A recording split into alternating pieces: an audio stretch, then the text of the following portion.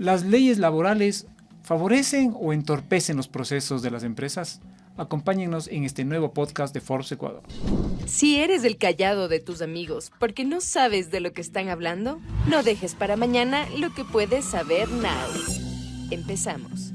Hola con todos, nuevamente estamos en el estudio de Forbes Ecuador y hoy nos acompaña la doctora Melissa Arroyo y el doctor Luis Carlos Fernández, representantes del estudio Robalino Abogados, para conversar sobre estas nuevas leyes que están saliendo, están aprobándose, y algunas que ya se han aprobado en tiempo pasado, pero que están generando debate al interior de las empresas, debate dentro del estudio que ellos representan, también debate entre los empleados, ¿no? Entre la gente que al final termina siendo la afectada, entre comillas, digamos, por estas leyes. Bienvenidos al estudio, doctora. Gracias. Muchas gracias. ¿Cómo miran esto? ¿Qué tan fácil es o qué tan sensatas son estas leyes, ¿no? ¿Qué tan fácil? ¿Qué tan sensatas desde su mirada, desde su experiencia, son estas leyes que están saliendo? Acaba de aprobarse unos días la ley de acoso laboral.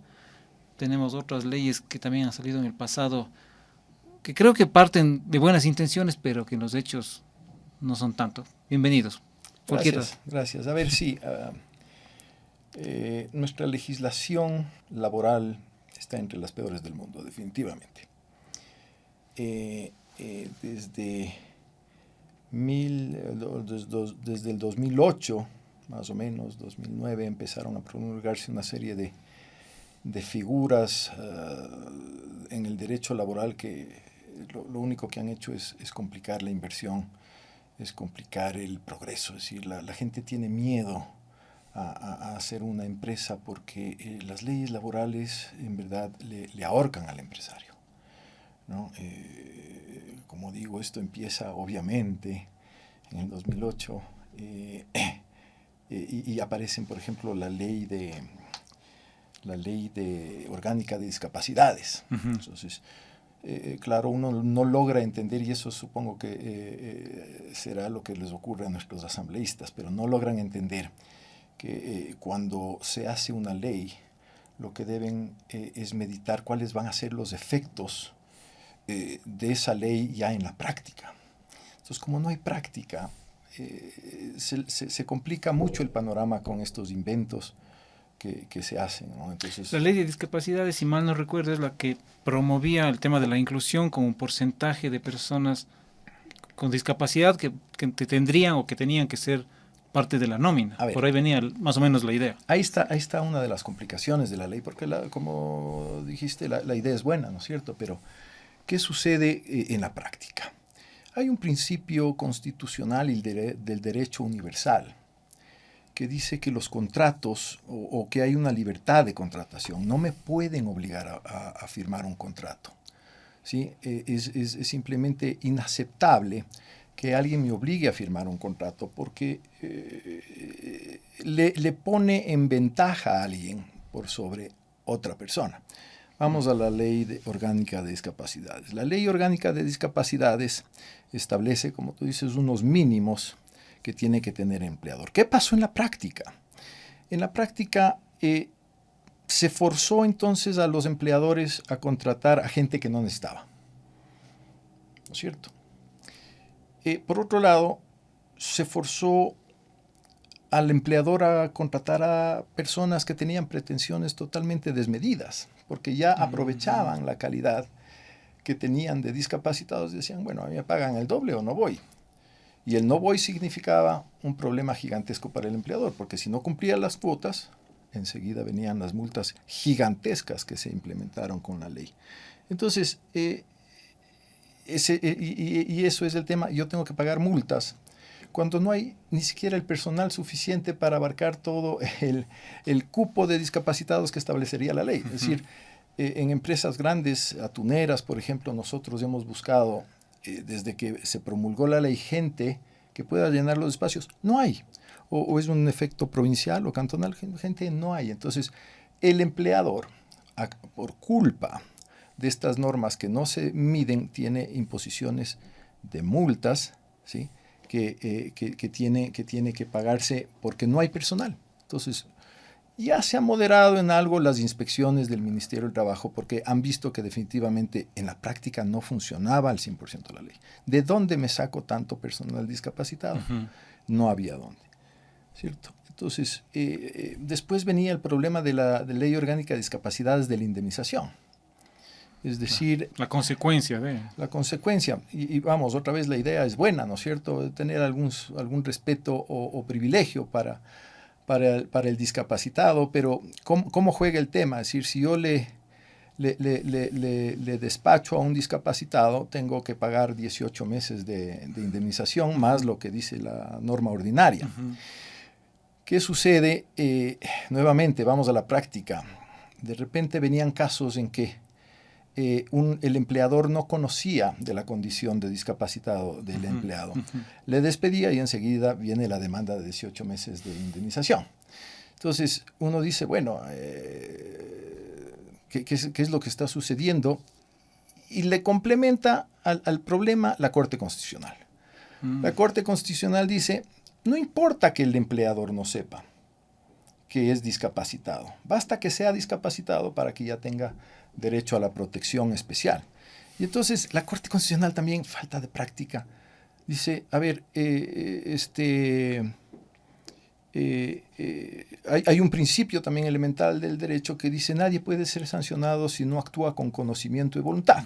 Si yo conozco que tú eres discapacitado y sé que tengo que pagar 18 meses de indemnización si te despido, lo voy a hacer. Voluntad y conocimiento.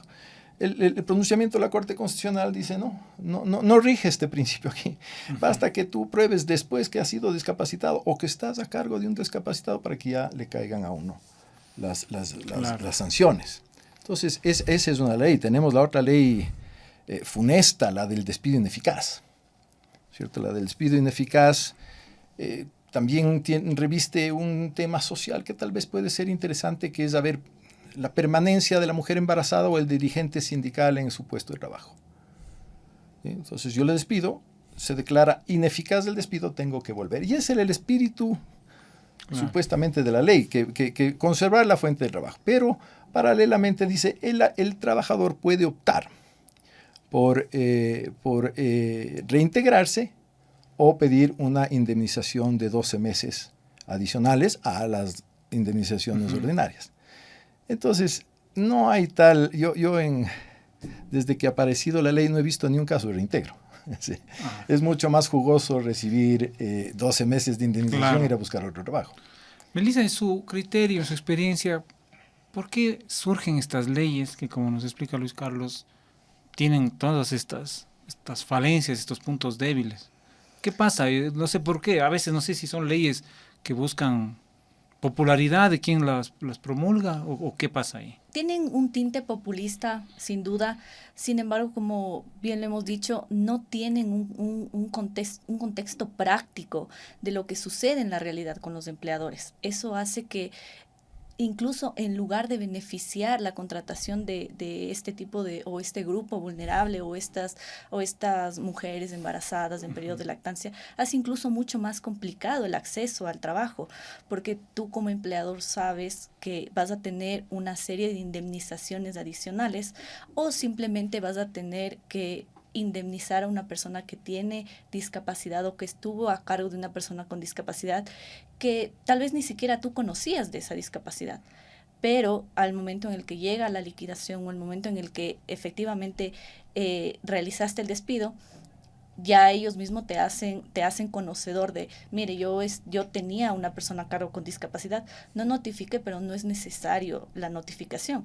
Y muchas veces este grupo de trabajadores o las personas que ya saben cuáles van a ser las indemnizaciones, etcétera, buscan de hecho incluso a veces el tener brindar un trabajo no adecuado o dar un mal trabajo para que efectivamente incurran los empleadores en realizar los despidos. Para, de alguna manera, aprovecharse de la ley. Necesariamente sí. Es lo que ha venido ocurriendo en la práctica. Nosotros somos litigantes, vamos a muchísimos juicios laborales y eso es lo que hay. Yo creo que, mientras les escucho, estaba pensando, digamos, estas leyes como que promueven o buscan un mundo ideal, pero lo ideal a veces no existe, ¿no? Me parece. Ideal versus práctico. Hay que ponerle una balanza. Es totalmente diferente. O sea, los casos que vemos nosotros ya en el día a día es simplemente para ahuyentar a la inversión, ahuyentar a creación de fuentes de trabajo. No interesa casi. La relación que hay entre Ecuador y Colombia, nuestro vecino Perú, de inversión extranjera. Sí, es abismal la diferencia. Abismal. Como digo, nuestras leyes laborales son generadores de mediocres. Están destinadas para generar mediocres. Es lo que buscan y es parte de lo que dicen. Un mercado laboral mediocre. Mercado laboral mediocre. A ver, está por salir, se aprobó el día de ayer la ley de acoso laboral. La ley de acoso laboral. La ley de acoso laboral es otra muestra de que el legislador no tiene idea. Que ha dado mucha discusión, ¿no? En redes, me entiendo que en las mismas empresas la gente está comentando y diciendo, mira, ya no me pueden llamar, ya no me pueden enviar un correo electrónico pasado mi horario, pero hay dinámicas y dinámicas, ¿no? No sé, Melissa. Claro, lo que sucede es que muchas veces la empresa, el sector, no puede cumplir con esas imposiciones. Resulta completamente inaplicable que para ciertos sectores, o en general para todas las empresas, si se presenta alguna emergencia, si se presenta algún incidente, tú no puedas llamar a la persona encargada de solucionar ese incidente. Entonces, en la práctica resulta inaplicable. Hablábamos hace un momento cómo tú puedes aplicar la ley de acoso en industrias como las pesqueras, que simplemente tienen que ir a faenas de pesca o tienen que salir por meses en las que simplemente llega una hora y en ese momento es el exacto para que tú puedas realizar la faena. Exacto. Es imposible. Ya. ¿Qué tal si esa faena resultó ser a las 6 de la tarde? No, yo ya no voy a salir porque ya son las 6 de la tarde. Ya no se puede decir eso, ¿no? Es justamente, ¿no?, el tema. Y conciben tan mal las ideas. A ver, dice la ley de acoso laboral, dice que la violencia y el acoso laboral comprende también la no desconexión digital, el descanso a su tiempo de descanso, permisos y vacaciones, así como su privacidad de la intimidad personal y familiar. Está bien. Es el mundo ideal. Vuelvo a esa idea. Es el mundo ideal, ¿no? Y tratan de salvarle que con el empleado de confianza no entra en este grupo de personas que podrían incidentar al empleador. Pero a ver, primero que, no sé, es mi óptica, pero a mí me encanta trabajar más. Mientras más trabajo, más produzco. Mientras más produzco, más gano. Entonces, me parece simplemente distorsionada la idea de que el que menos trabaja tiene que tener los mismos beneficios que yo tengo. Es decir, no es malo trabajar. Aquí parece que fuera pecado trabajar, ¿no es cierto? Mal visto, ¿no? Mal visto trabajar extra. Pero a veces puede pasar que ciertos empleadores abusen también. Hay abusos, pero la legislación ya regula esos abusos. Pero entonces le meten estos conceptos porque al acoso. ¿Qué dice la Academia de la Lengua del Acoso? Es perseguir sin darle tregua a una persona. Entonces aquí ya dicen que el acoso es por una sola vez que tú acoses, y hay acoso. Condenado además. Entonces, ¿cómo es que concebimos? No tienen idea los legisladores, por lo que veo, de que esto están sometiéndolo a los inspectores de trabajo, con todo el respeto, pero los inspectores del trabajo son gente muy poco preparada, como para poder distinguir si es que cabe o no, pues que se declare un acoso. Es decir, porque eso me parece, ¿no? ¿Cómo, o sea, a no ser que el empleado registre, no sé, me invento, llamadas, correos electrónicos, mensajes por WhatsApp para probar. Hay cómo registrar, ahora hay cómo registrar absolutamente todo. Claro. El problema viene en que el inspector va a decir, sí me parece acoso que te hayas llamado a las 6:05 de la tarde y pague la multa. Sí me parece acoso que tú estés trabajando un sábado porque no cumpliste bien con tu trabajo de la semana, no alcanzaste y lo estás haciendo un sábado o domingo. Todas estas implicaciones las habrá pensado el legislador, no creo, porque votan estas leyes que por favor, veamos qué va a ocurrir en la práctica. Pensemos un poquito más allá qué va a ocurrir en el día a día, pero no creo que lo hacen. Estoy recordando una frase que dijo hace algunos años Elon Musk, este famoso promotor de una serie de tecnologías, los vehículos eléctricos, entre otros. Bueno, decía, nadie ha cambiado el mundo trabajando 40 horas semanales. Se me quedó grabado, como les digo, hace algunos años, ¿Cómo miran ustedes esta frase? Habría que poner esta frase frente a lo que promueve esta ley. Doctora, no sé, Melissa. Sí, completamente de acuerdo. De hecho, como bien lo dice el doctor Luis Carlos, a nosotros nos gusta trabajar. Mientras más trabajamos, más producimos. Entonces, resulta muy contradictorio que nos pongan trabas para que una persona que tal vez no tiene las mismas intenciones de trabajar, no tiene las mismas ganas o simplemente quiere mantenerse lineal, pueda acceder o tenga beneficios que tal vez otras personas que sí efectivamente trabajan mucho más duro, se esfuerzan, se estudian, se preparan, etcétera, van a tener, ¿no? Entonces, se gana la misma utilidad, digamos. Correcto. Si la empresa vota una utilidad, el mismo porcentaje va al que no trabajó o al que trabaja medio. Claro, y al que trabaja full. Pero bueno, eso así ha sucedido. Los emprendedores, por ejemplo, los emprendedores no tienen horario, no tienen utilidades, no tienen beneficios de ley. A ver, en países y ellos más están ahí siempre, ¿no? se paga por horas. Se paga por horas y entonces el trabajador quiere trabajar más para ganar más. O sea, claro, quiere hacer más horas para trabajar más. Doblan los turnos. Doblan turnos y le viene mayor ingreso. Acá es el acoso. Entonces, ahora, también, ¿cómo ven, o cuál es la perspectiva desde el emprendedor en tener que aplicar estas leyes? Te vuelve incluso mucho más difícil o te dificulta el que tú puedas continuar con el emprendimiento o fomentar mucho mayor empleo, porque tienes todas estas series de trabas que hacen mucho más difícil lograr que tú mantengas empleados en un empleo adecuado o un empleo ideal, ¿no? Que es como lo que estamos... Claro, lo que ocurre en otros países, como usted dice, Luis Carlos, los jóvenes que quieren trabajar en las vacaciones. Aquí no se puede trabajar en vacaciones. En principio no, sería acoso.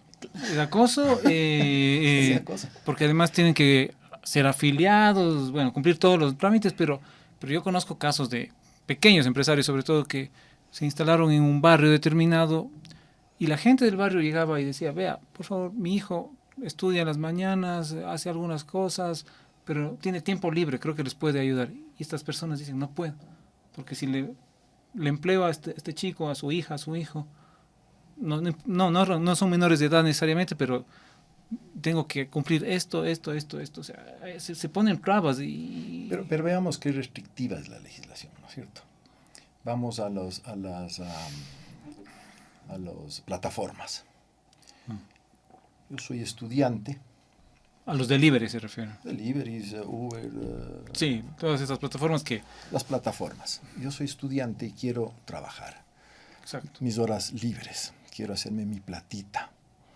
¿No es cierto? Entonces ya por ahí se ha quedado trunco o tal vez empolvándose, pero el proyecto de ley de hacer que el trabajador del Uber o de las plataformas sea un trabajador. Yo no quiero ser trabajador. Yo quiero disponer de mi tiempo. Y ganarme... Lo que me dé la gana. Lo que puedo, las horitas libres. Entonces, el rato que pase a una legislación laboral, el tema de las plataformas, se acabaron. Y yo me voy del país nomás. Exacto. A mí, que ya ha pasado, ¿no? Ha pasado. No me interesa el Ecuador como lugar para trabajar porque es muy restrictivo. Y como digo, y lo dijo Melissa, esto también afecta al trabajador, es decir, o a la persona que quiere trabajar. ¿Por qué no puedo yo disponer de mi tiempo libremente? Ahora, otra cosa es, sí, el tema de la seguridad social, porque siempre le conectan a eso, ¿no es cierto? Oye, es universal, es un deber y un derecho de la persona aportar a los que menos tienen y para eso está la seguridad social. Ok, que se haga un aporte a la seguridad social por parte de estos trabajadores o estas personas que quieren emprender en un negocito chiquito o que no necesita o no involucra necesariamente una relación laboral, porque aquí es pecado no haber una relación laboral. Por eso inventaron también el servicio técnico especializado, abolieron la tercerización, cuando esas eran fuentes de empleo. Lo que hay que hacer es regularlas bien, ¿cierto? Como digo, si se hace una ley, hagámosla bien. La regulamos y no hay problema. En todos los países del mundo hay tercerización, hay menos los países como los. Pero que son trabajos o actividades que permiten un ingreso cuando se pueda. Es un tema de madurez de quienes hacen las legislaciones, de quien hace la legislación, es un tema de madurez de las empresas y también de las personas que quieren trabajar en algo, no sé, 3-4 horas al día por necesidad a veces o simplemente porque quieren ocuparse en algo. Melissa, no sé, ¿qué conclusiones podemos ir sacando de esto? Sí, puede ser que ese sea un factor, el tema de madurez, como lo estábamos mencionando. Por ejemplo, el tema de las plataformas, hay chicos que simplemente como en sus horas libres quieren ganarse un dinero extra o quieren tener unos ingresos adicionales. Y también puede haber personas que simplemente no quieran estar en un trabajo formal. Consideren que trabajando en plataformas pueden tener un mayor grado de ingresos que trabajando una jornada regular. Entonces, pueden darse las dos aristas, pero principalmente considero que lo más importante es que tengamos una legislación acorde a nuestra realidad, que no imponga tantas trabas para que podamos tener un empleo adecuado y en verdad tener empleos o calidad de empleo, ¿ya? Pero si nosotros vamos restringiendo o imponiendo muchas más cargas a los empleadores, lo único que vamos a hacer es disminuir estas posibilidades. Se me ocurre, no sé, Luis Carlos, ¿qué piensa usted?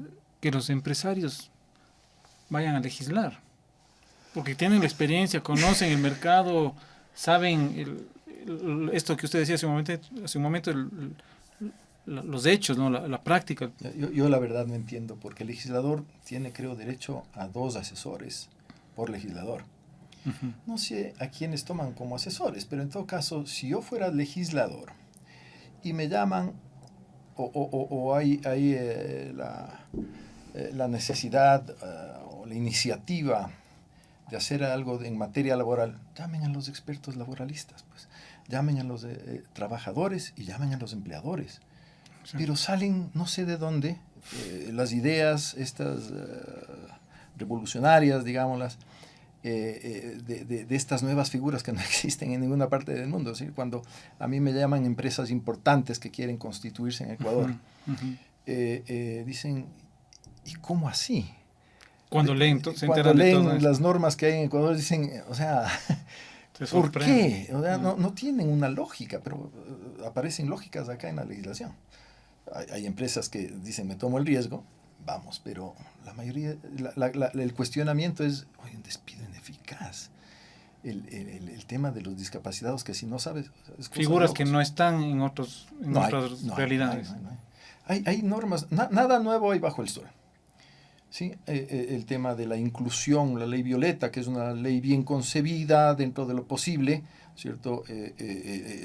Impone mínimos, pero no impone estas sanciones drásticas, ¿no es cierto? Sí permite al empleador moverse dentro de este rango, es algo sensato. Pero las otras dicen, ¿dónde está la sensatez? Porque el derecho es lógica.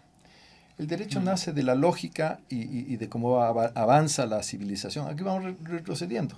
Nuestro código es de 1938, del gobierno del general Enríquez, socialista. Estamos cerca del siglo, un poco, del 90 siglo, y algo. Y las reformas que han habido en pro del trabajo o del empleador, de fomentar el trabajo, ha sido una, que está por ahí votada y de la cual de alguna manera se valen en temas de contratación colectiva.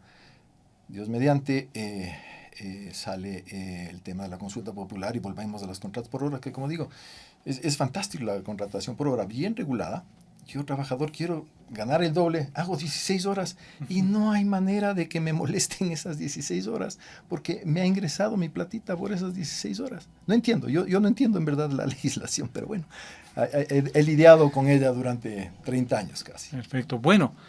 Bastante interesante, creo que nos quedan varios temas para siguientes podcasts y bueno, queremos agradecerles Luis Carlos, Melissa por este espacio, por compartir estos criterios y bueno, que los emprendedores, los empresarios, los legisladores nos escuchen esto para bien de todos, creo yo. Así es. Muchísimas gracias. Muchas gracias por su tiempo. Ahora ya sabes de lo que todos están hablando. Esto fue Forbes Now, en el podcast de Forbes Ecuador.